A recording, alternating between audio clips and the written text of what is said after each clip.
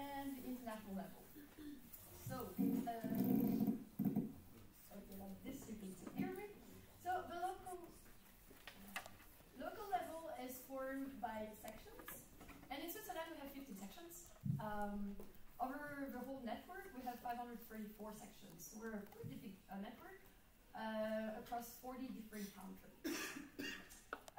In each country there is a national level composed of a national board. So that's the people in blue today, in which there is always an NR, or national representative, so that's me. There are another 39 people like me in other countries, and we met all together every 2 or 3 months for the Council of National Representatives, or CNRs, where we discuss everything strategic about ESN, the direction to which we should go, budget things, etc., etc. Once a year, this AGM, or annual general meeting, takes place. So this year is going to take place in Costa Brava in 2 weeks. And the idea of the annual general meeting is that it's the general assembly of our associations.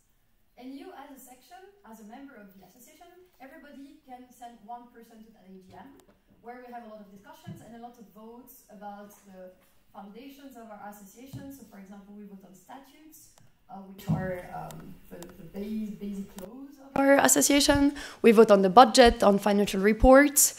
And one important topic is that we elect an international board, these IB people here.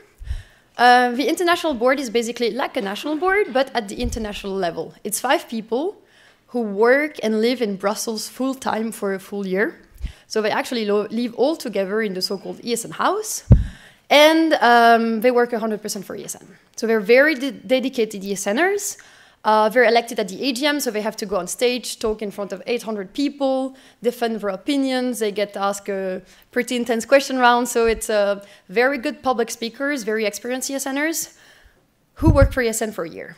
They are helped by the secretariat, which are 11 employees full-time, who do stuff like managing the office or financial accounting, this kind of stuff. The secretariat people are usually paid by grants.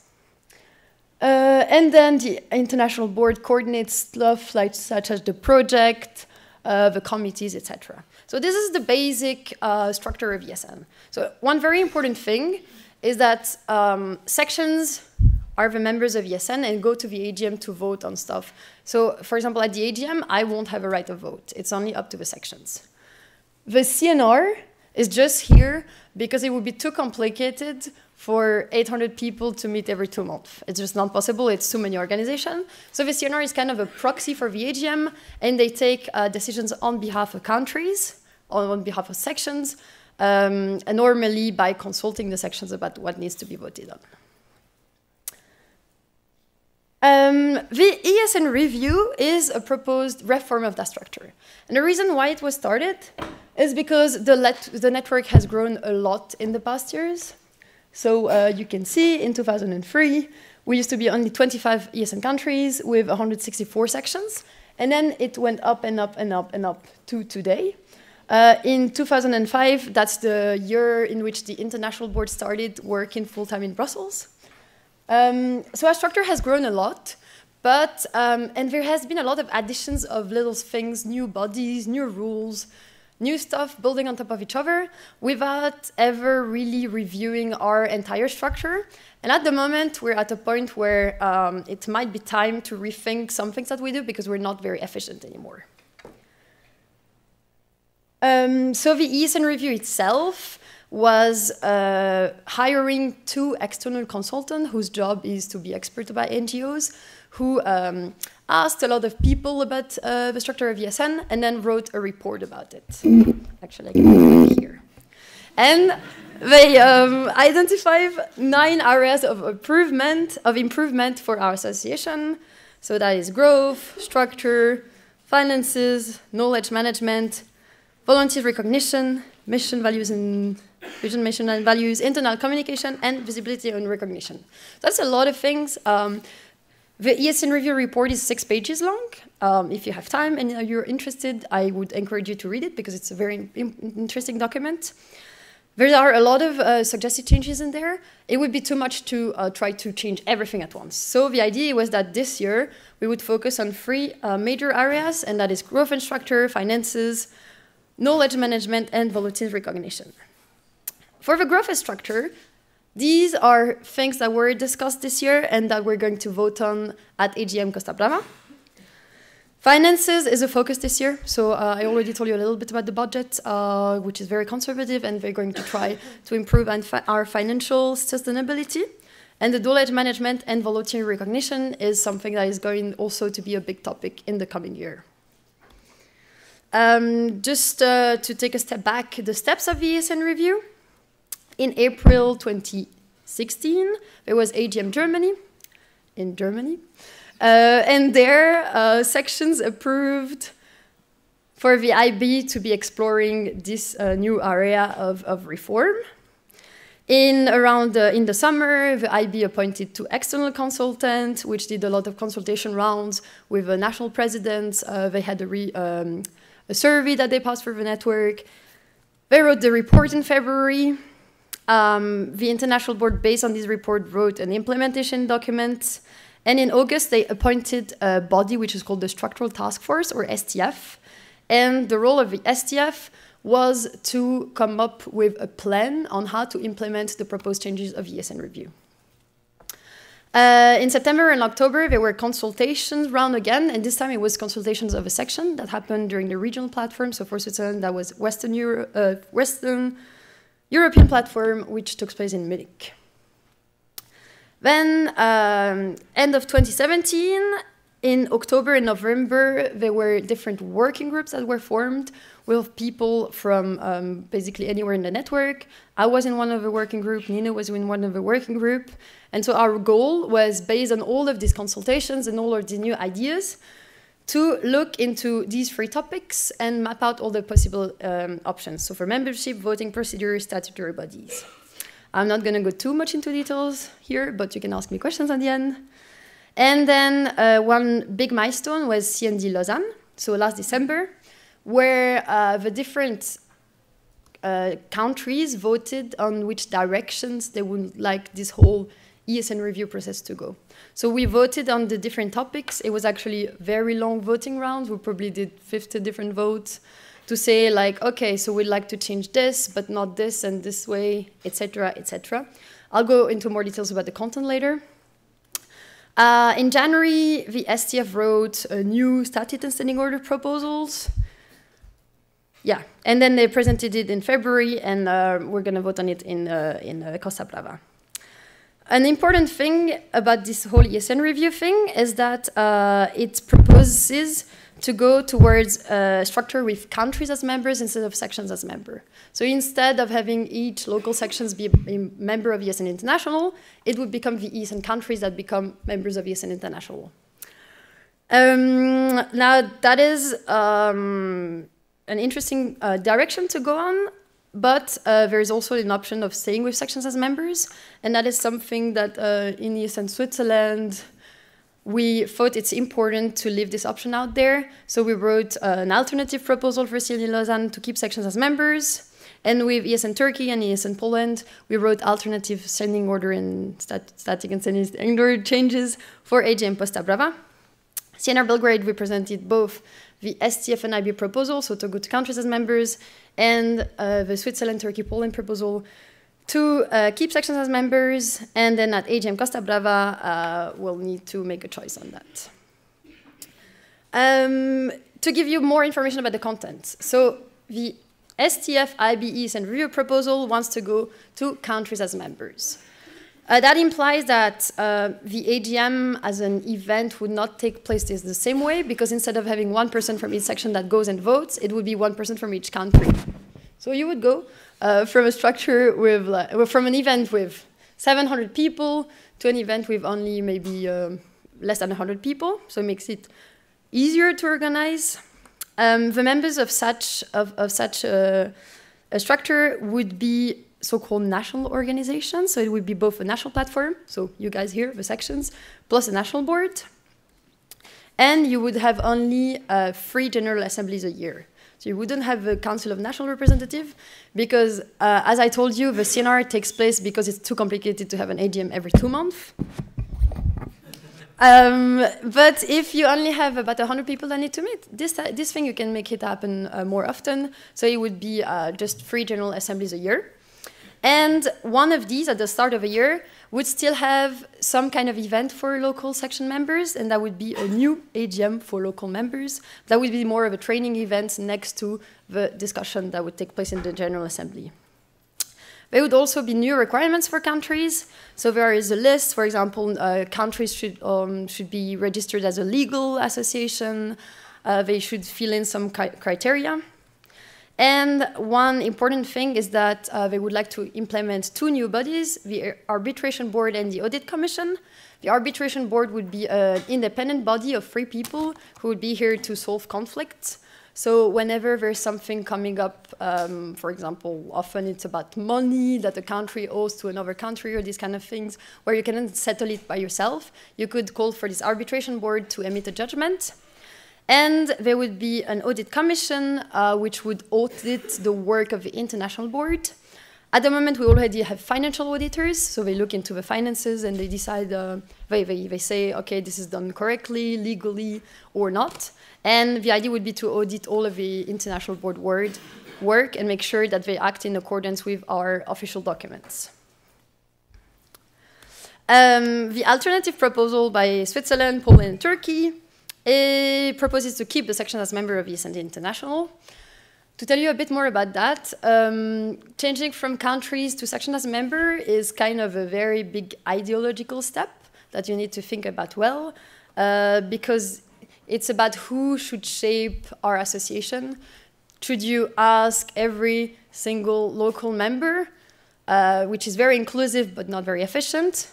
Or should you have only the people who know a bit more, about only the people from the country, so you can meet more often, so you can have some more advanced discussions? Because local members, there's a high turnover, they change every year. And then, for example, for the AGM this year, we needed an entire afternoon to prepare the delegation, and you still don't know everything. So it's really hard for you guys to keep up to date with everything we discuss at the international level.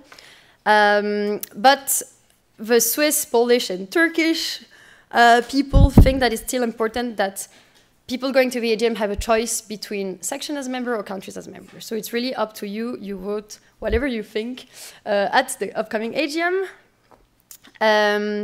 This proposal has some more precise, well, there's actually 4 different proposals inside of the Swiss, Polish, and Turkish proposal. One thing is to give CND the right to vote on standing orders. That implies adding the CND to the statute. That is technical details. I won't go too much into this. And sections would have a right of referendum on that. We would keep the Arbitration Board and the Audit Commission, so exactly the same as the STF-IB proposal, because these are 2 important bodies that would probably help us a lot. And we would put in some new requirements for national boards and national platforms. The idea behind the requirement is to try to improve the quality of the members of ESN and get some people who are better trained and who are doing a generally better job. I told you about this new AGM thing, so that would be an event taking place next to the General Assembly. That would be for local members. So it would be very much focused on training, so you'd have best practice sharing exchange, some workshops, competence development, really centered on personal development.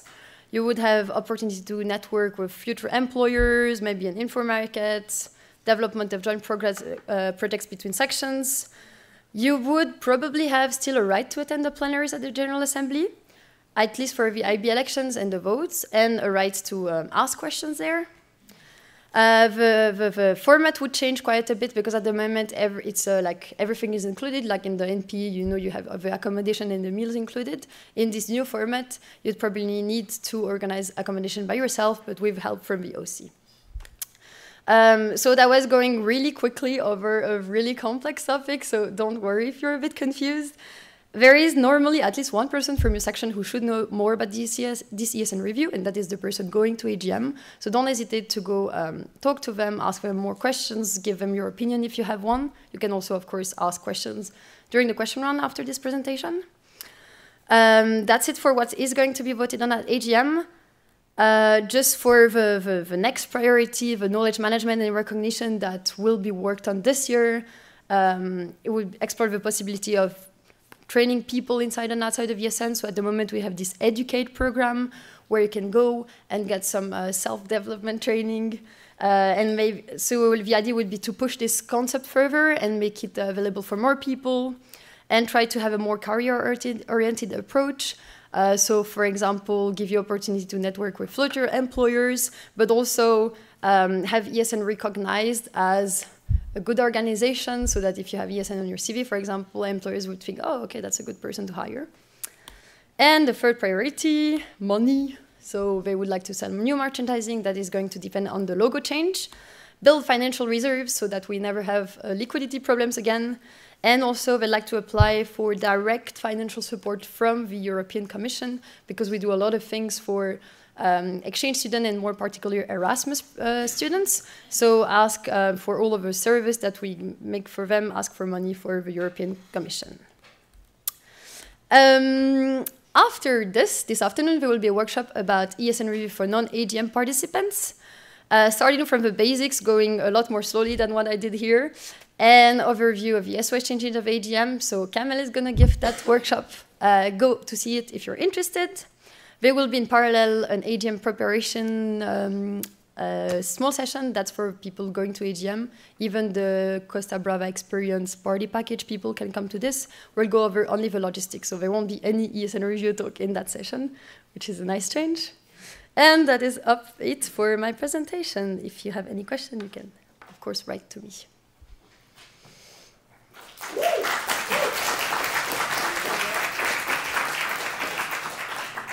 Okay, we have quite a lot of time for questions now, so don't hesitate. Speakers list is open. Laura?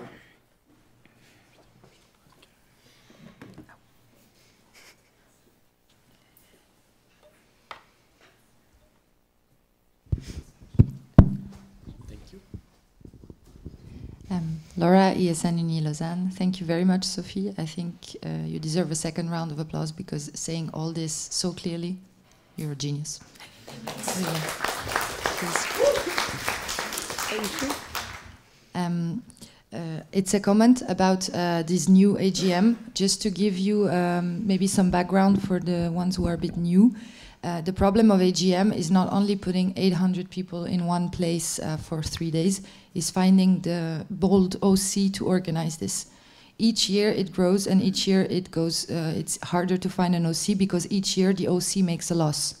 We're talking 50 to 70,000 francs, euros loss for each AGM. So it's really a lot of money. So this unpacking the AGM and making it without accommodation comes from the CNR of the previous year, that it was the only solution so that the OC would dare to organize this event, actually. So keep this in mind also for this AGM format, because we struggle to find OC for NP3. Imagine for AGM. Yeah, as a comment, there is no people who applied for OC at the moment, so we don't have an organizing committee for next AGM. Hopefully somebody will come up, but it is a very hard event to organize. Maybe people who organize the CND can imagine scaling that up 5-6 times. Financial loss, it's not every year 50,000 euros. Like, that's a scary number. It's usually more about 10,000, thank you. But yes, there is usually financial losses involved, and that makes it a pretty risky event to organize. Kit had a reaction. Julia? Julia, ESN Zurich. Yeah, I mean, just commenting on the AGM, it would also be still possible in an old format to change the AGM. It doesn't need to be, we don't need to have it as a training event. We could just also organize it in a different way. And having no OC for next year's AGM is actually not so much of a problem for the sections. It's a huge problem for the IB, because then they are forced to organize it. And of course, they have enough work anyways. So it would probably be a less established, less perfect event as it is now, which might not be such a bad thing. Okay, reaction?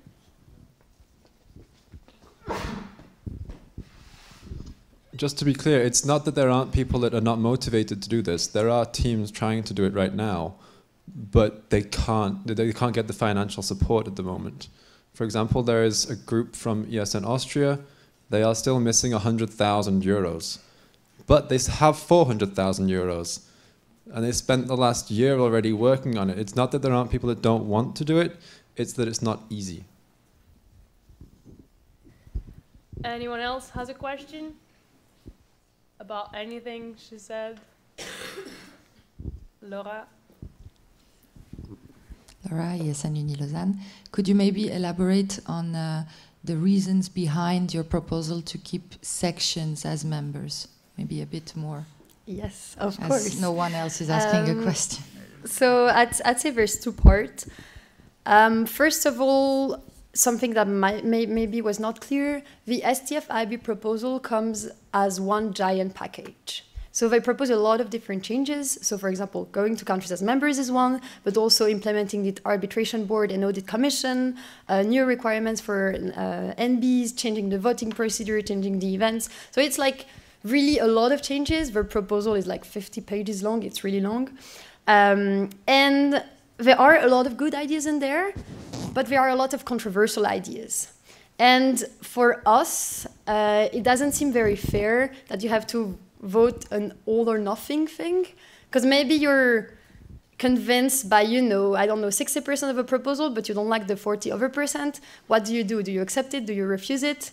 A lot of people put a lot of effort into it, and it would be a bit of a shame if it's refused also just because it's a big package. So the idea of Switzerland, Turkish, Poland proposal was also to give options to the section to choose some of these changes, but not all of them. So typically, the arbitration board and audit commission, you could choose to have it even without going to a structure of countries as members. Now, the second reason is a more ideological one, of course, that just generally we don't agree with this thing of going to countries as members, because for numerous reasons, but just to name a few, at the moment, the CNR is a representative system. So me, as an NR, I'm supposed to go and represent what local sections think. The problem is that consulting local sections on topics is really, really hard, because you constantly need to keep people up to date, to keep them interested, and informed enough for them to have an opinion, and that is really not always the case. So I think the CNR as such is not a very well-working representative system. I don't think I'm doing a great job at representing exactly what you guys think. And I think other countries have it even worse. So I think if our current representative system doesn't work, extending it to the whole network is really not the best idea. There are a lot of stuff that we discuss at CNR and we vote on them, and it's like a general consensus, let's say almost everybody agrees on it. But then you bring that object to the AGM and sections vote on it and they actually don't agree on it. Typically, political character of ESN was one in the CNR. So at the moment, we're a non-political association. And 1 year, it was proposed to change it from non-political to politically involved, politically independent. And then most people from the CNR agreed because, you're kind of more involved in this whole international thing. There's a lot of advocacy going on, close relationship to the European Commission and European Union. And you can say, oh yeah, it would be great if we were politically active because then we could do more stuff, get more money. But so people from the CNR agreed with that, but then when you ask sections, they actually didn't agree. And one risk is that that kind of stuff in the future would pass easily, let's say, even though it's not representative of what sections really think. And they might not be informed enough to realize that this kind of stuff are passing. So that's a couple of reasons. I could go on for a lot of time. Kit had a reaction first. You said you didn't think you were doing that good a job. I disagree. I think everybody disagrees. I counted, and I'm pretty sure we have at least 10 to 12 proper informed votes going to the AGM right now. And like you said, that is not the case in most countries. Poor Austria, our next door neighbors, it's half, if anything. So when we're talking about doing a good job, it's not just Sophie as well. Sophie is obviously the center of it and a lot of the work, but it's also Nino, Theo, Kamel, the rest of the National Board, especially at the community weekend, which again points out that we really need to build this thing up and everybody is welcome to come and participate in these discussions. I had another point, but I can't remember what it was, so I'll pass to Laura. Thank you, Kit. Thank you for your explanation. Maybe if I can back it up a bit more, because I don't know what you guys will vote, but whatever you will vote, you will be ambassadors during AGM. And that's the whole point of coffee breaks and parties, not only getting drunk, but getting your point across also. So you need to be able also to defend your opinions when you talk with people. And I think it's super crucial. And the thing is, I think the difference between going from sections to countries is that the risk of ESN International is that they get so involved with high ideas, you know, intellectually masturbating about the EU. And no, it's true. And the thing is, they sometimes just forget what it is to welcome an Erasmus. And this thing of sections voting on matters, whichever they are, whatever they are, is like a safety net for the student association, so that it's not just only, you know, like lifting up in some, how do you say, abstract concepts, and that we have something that stays really, comment on dit, down to earth, you know? And the body system is a very, very good example of that. The body system on ESN International is not going on as a project, because it's a local project mainly, and it does not interest the people who are high up, so to say. And it's why it's not going on. So this, if you're asked like why, do you have a good example of why sections should be members, is because it's the safety net, bringing our actions down to our core business, Erasmus students welcoming. So to back up Sophie. Keith, do you remember? No. Masaki? While I'm running, I just want to remind everyone that we are streaming this, so be careful. Okay. Thank you. So, Masaki, ESN Geneva. Yeah. Okay. I have one quick question about it, about your proposal, and I believe you've had already some feedback from the sections, right? So, like, without going into the details, can you tell us if the sections of Switzerland did like it or not? Well, I can tell you, so in order to propose the proposal, we needed support from the sections, and generally, about half of the sections backed it up. It's also about the idea of having a choice. It's not necessarily, oh, I have my name in this proposal, so I have to back it up 100%. And I just want to insist on that it's really not the point. It's not because this proposal is from ESN Switzerland that you have to agree with it. That is absolutely fine if you don't. Just really make up your own opinion. We discussed this quite extensively at the community weekend and also yesterday during the NP preparation. I mean, I don't want to put words in other people's mouth. I think maybe more than half of the people agree with most of the ideas. But also, not everybody has their mindset, and that is perfectly fine. That is also what AGM is about. You'll go to the discussions, you'll see people defending arguments in favor, against, and that is also a good place to make up your mind. Also, if possible, if you can speak about it with other people from your section, it's always helpful. So I don't think everybody has a clear opinion on it yet.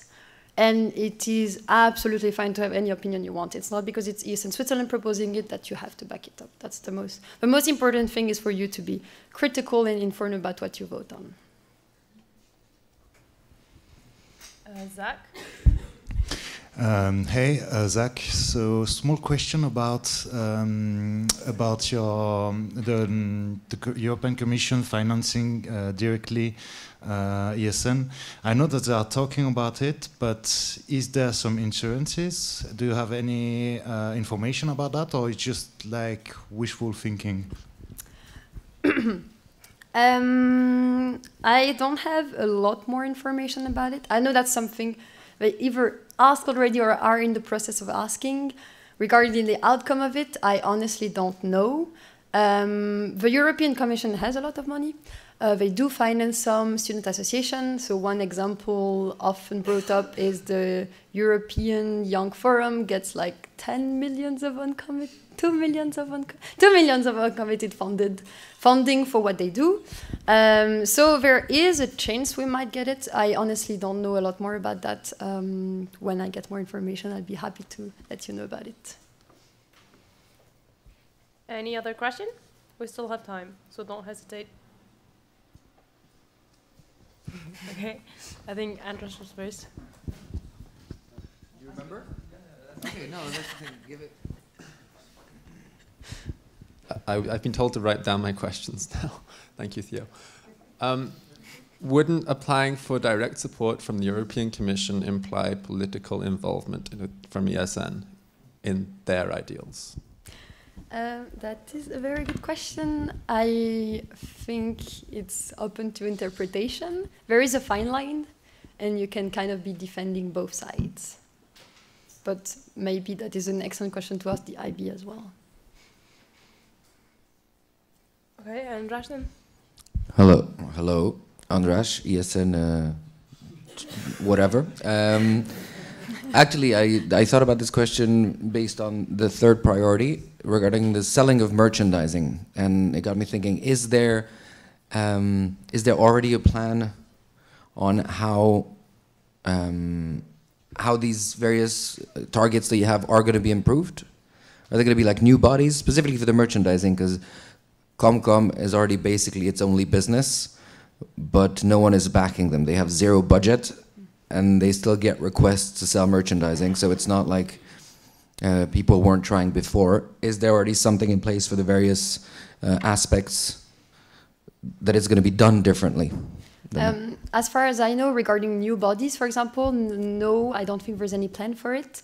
There will be money dedicated to it, though. As I said in the other presentation, they already tried to print merchandising last year and invested some money in it. So they already had the design and everything kind of ready.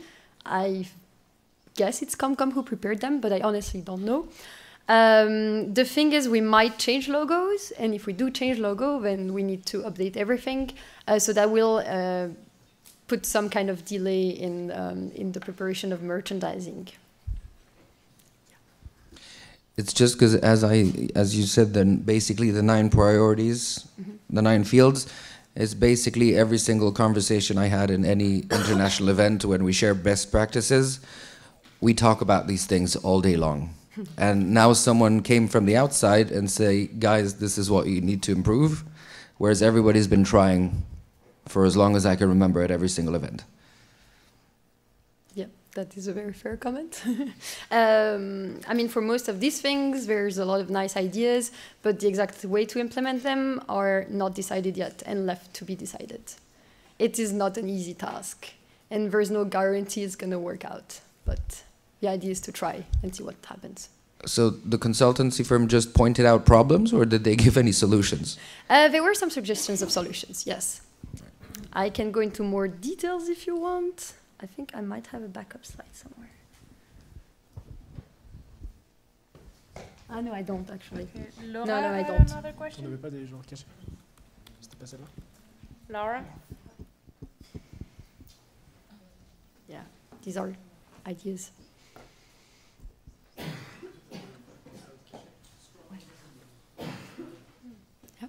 Are you done answering the question? Oh, do you want me to go into more details about ideas, or really for... Okay. Pardon.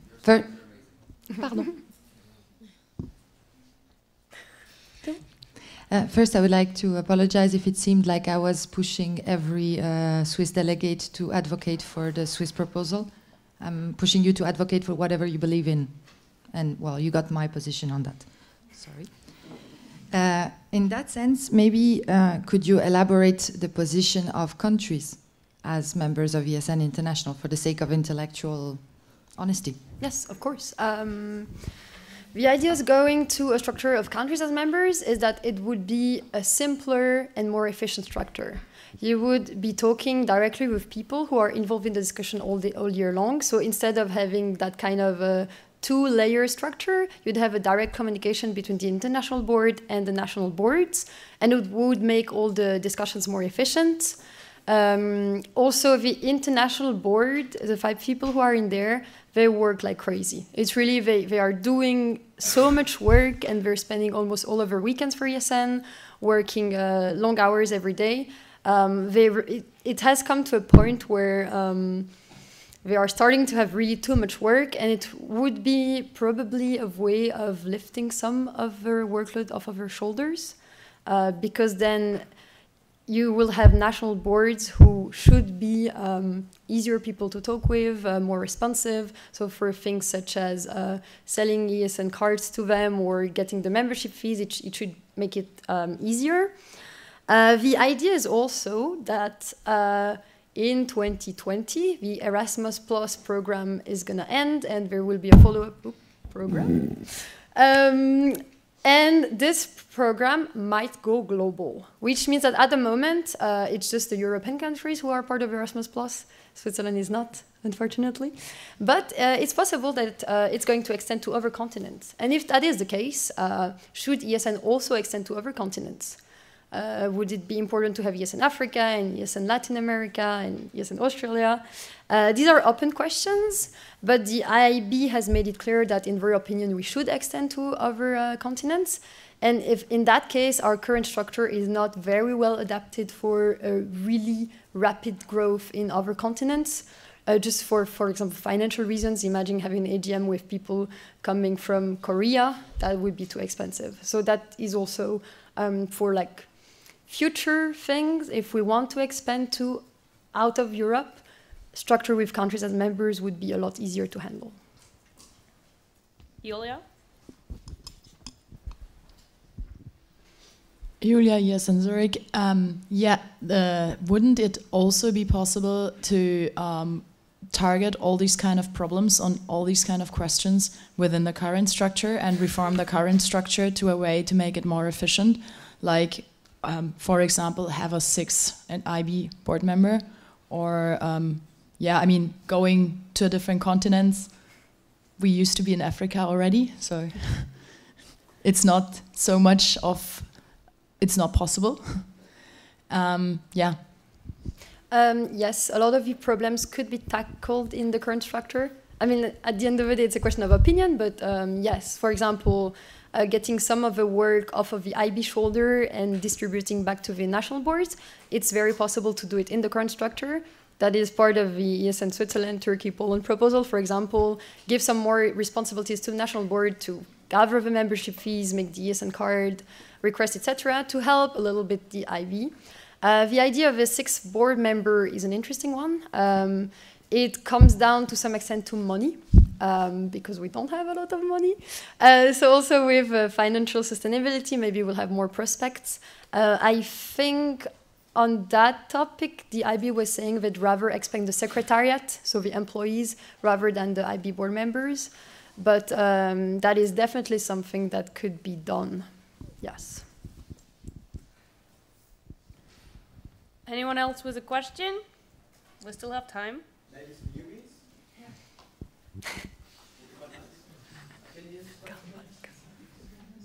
Also, if you didn't understand something, like it doesn't have to be, like there is no stupid question, almost. Ooh. Oh yeah, you had a question. I wrote you down, actually, sorry. Could you maybe explain how far this has come, in the sense that it stems from ESN review, which is its own separate thing? It was an external thing, like you said. So they suggested a structure. They suggested a structure of countries as members, and we've kind of progressively gone away from that with consultations at regional platforms and CND and CNR, etc., just to show that this is something that's been thought through over a year and longer. Yes, absolutely, I can do that.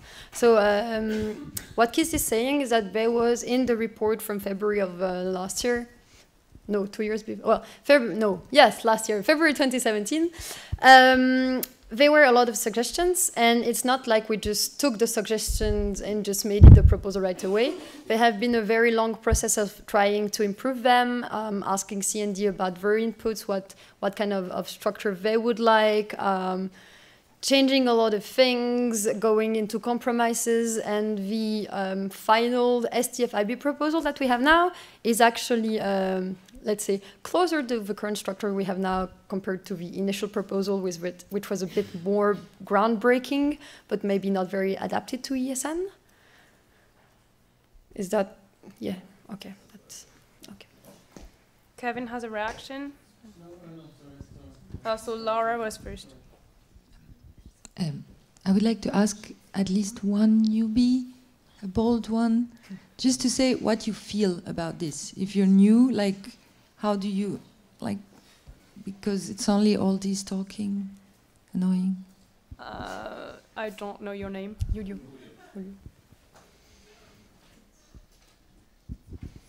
Hi guys, Julio is in Zurich, newbie. I think I see valid points on both sides. Me, myself, I like when the base gets to decide a lot because it keeps the whole organization with the feet on the ground. But what I'm missing is maybe a list of what's the main problems today and how the proposals try to deal with these problems. Because probably people agree more on what the problems are today than what they think, even if they have different views of the solution. And when you know the problems, it's easier to get to an agreement. And this is what I'm missing. Yes, that is an excellent remark. It's a bit of a complex topic, so I couldn't easily come up with such a list.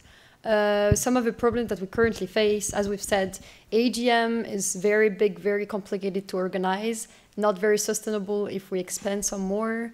There is a thing that comes up a lot is this gap between the local level and the international level, where the reality that you guys face on the local level, on your everyday job with Erasmus students is very different from what the IB does on a day-to-day basis and the kind of problems that they face. And that sometimes you might kind of be drifting apart with the priorities or with the things that you would like the network to do. So this gap is a big topic. Financial unsustainability is definitely a problem we're facing at the moment. Having a lot, knowledge transfer is another thing. We have quite a lot of turnover, not only on the local level, but also on the national level. People change all the time, and you actually lose a lot of knowledge in between the years. That is something that should be addressed. So that can be through training, through better platforms, IT tools to keep the knowledge, training events or videos, updating the wiki, this kind of stuff. What else? Yeah, generally that there's a lot of effort put into doing a lot of things that sometimes don't lead anywhere. So, you know, launching a new project, a new team, a new body who like works for a year, but then after 1 year it stops working. And it's the same pretty much everywhere at the international board meeting, at the international level. Same thing probably for your sections, it happens as well. There's a president super motivated, they want to start this and this and this, and then you start it, but then slowly it kind of dies away because there's just not the human resources or the interest to continue it. This stuff, you actually find them at all levels. The way the STF proposal addresses that, also open to interpretation. It might not address all of these problems, it might address some of them partially, completely. I'd say it's maybe a too big topic to really tackle here, but I'd be really happy to talk about it afterwards.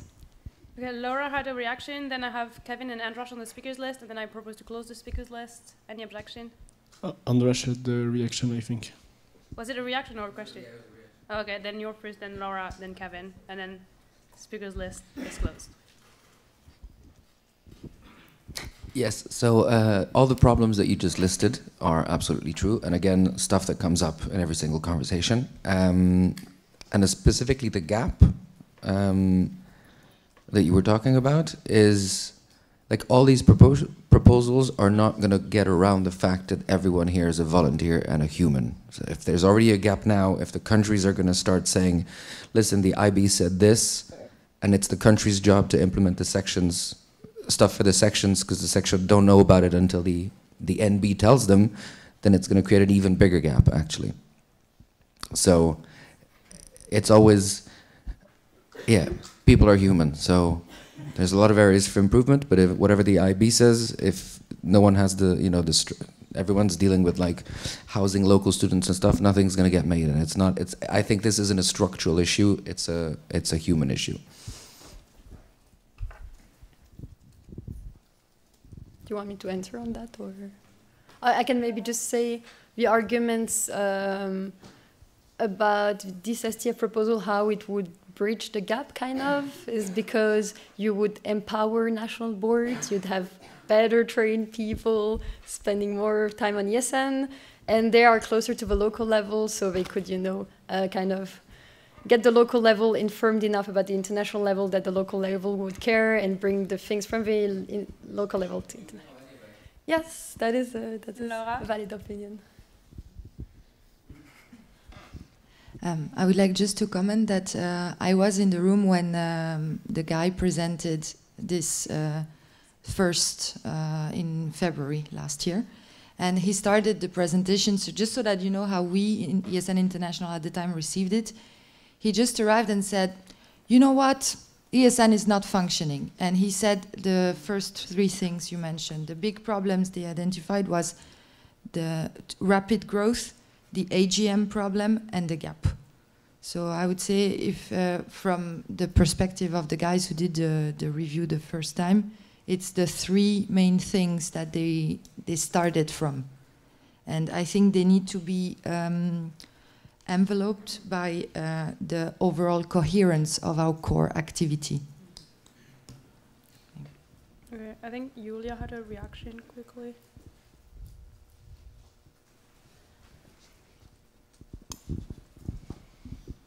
I would just like to add, it's always said that it was external people who did this review. It's actually not true. It's actually a former president of ESN International, and he started the whole process with getting the IB to Brussels. The IB used not to be in Brussels. They didn't have a fixed place. And I highly doubt that he's completely objective in this. But that's a personal opinion. Yeah, thank you very much for mentioning that, because I omitted to say it. It's true, one of the two reviewers was the international president of ESN between 2005 and 2007, and he was the one who got the seating in Brussels.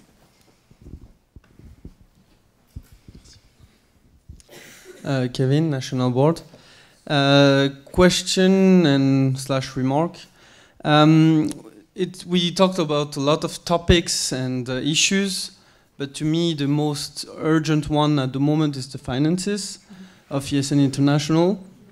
I would like to know what are the propositions regarding the the sustainability of finances from STF and or from the Swiss / Poland / Turkey proposal. Yes, that's a good question. None of the proposal really touches upon finances, especially because we're talking about statutes and standing order changes. This is the written law of ESN. It's very hard to put in their strategies for improving finances. I would say that generally, actually, these kind of strategies are completely independent to the structure that we have. So no matter if the STF IB proposal passes, if the Swiss, Polish, Turkish one passes, it doesn't change anything to the fact that we need to make some changes in the finance areas. But there have been many propositions, and Tim, the international board treasurer, is looking into directions to ask for money from foundations, so private foundations who usually have a lot of money, especially to put into social kind of projects, which ESN does a lot. Going to company and use the CSR, the corporate social responsibility. That was also already the case for Responsible Party. Responsible Party depends, well, it's financed by Pernod Ricard, which is the alcohol company. And so since they're doing something that is considered not very healthy and good, they have to spend some of their money into a good cause, such as, for example, raising awareness on too much drinking in young people or just health-related things in general. And that is a very interesting areas because these private companies usually have a lot of money. So if we were able to get some more CSR partnership, that could be a very good thing. One of the big sources of incomes at the moment are grants, which are problematic because they all come at the same time. So the idea would be to try to ask for grants for more various grant givers, so not only the European Commission, but also others that start at different times. Raising the price of the ESN card is a way to get some more money, even though in that case the money would be directly invested into the esncard.org, so it's a bit particular. This year the membership fee, so the fee that every section pays to ESN International has increased, so that is going to be some bigger incomes, quite substantial actually. And then the merchandising finally would be a good way to get some more money. And maybe also just extend not only clothing, but go into gadgets and things that would actually be interesting for sections to buy and brand with a logo section or something, and then be able to sell it to exchange students. And if it's produced at really big scale in some Poland or whatever country, then maybe for Switzerland, for example, it would be very interesting to buy from there. It makes it easier for us if we can just order without having to look into Polish website to find a producer that could be making t-shirts. Okay, thank you, Sophie. You're welcome.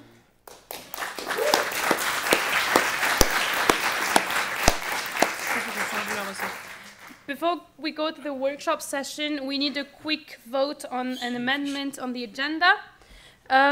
We are not having the presentation on the new intersection event guidelines anymore because Kevin had said something about it in his board update.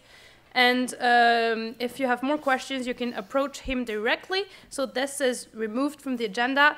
And we also add... Tu peux le mettre? C'est le bon agenda? Ah oui, putain. Le pas commented. Ouais. And also we quickly add a little session at the end, 5 minutes at the end to thank CND staff.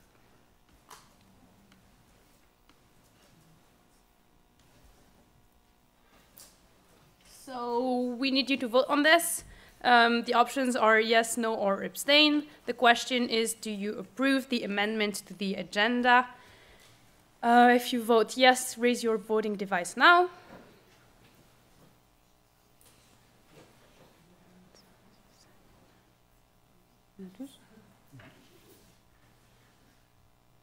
Okay, no.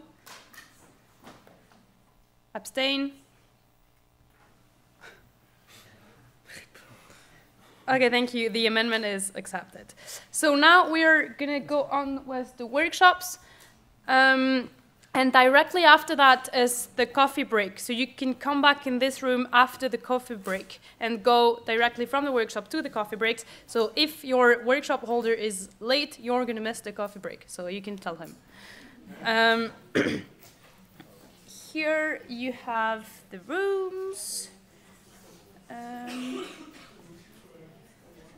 Les rooms, qui c'est qui les emmène? So room 1, hein?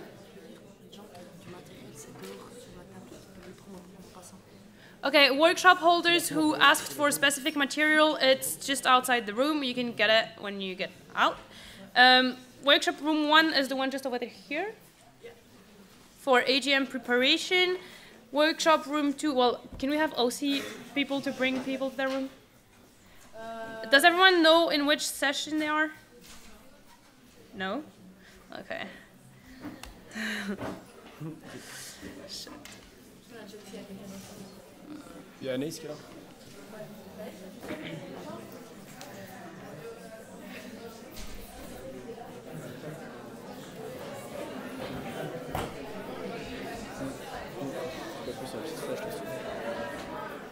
Et je peux mettre...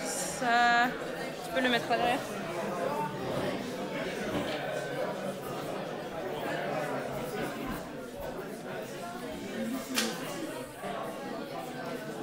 Il n'y a pas tout le monde, quoi.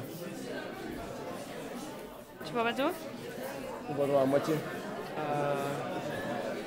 Bah, laisse comme ça, s'ils n'arrivent pas à voir, ils viendront demander. Okay, please go to your workshop rooms now. Okay. The OC is waiting outside to bring you there. Je sais pas si je peux genre classer par nom ou pas. Classer par nom? Ouais.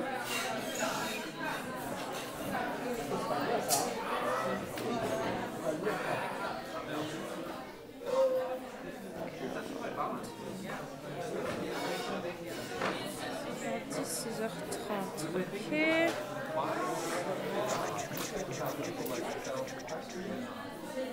J'ai 2 minutes dans le chrono. Je cherche quelque chose. J'ai pas répondu? Ah merde. En plus j'ai commencé, après j'ai pas dû mettre. Je pense que j'ai pas mis. Non mais je sais pas du tout. Yeah, just follow the OC. The OC is outside waiting for you. I don't know. C'est ça, c'est vraiment moi. On a quoi, on a 1h30 là? Ouais, c'est 1h30. Alright. Je lève le micro. Je vais...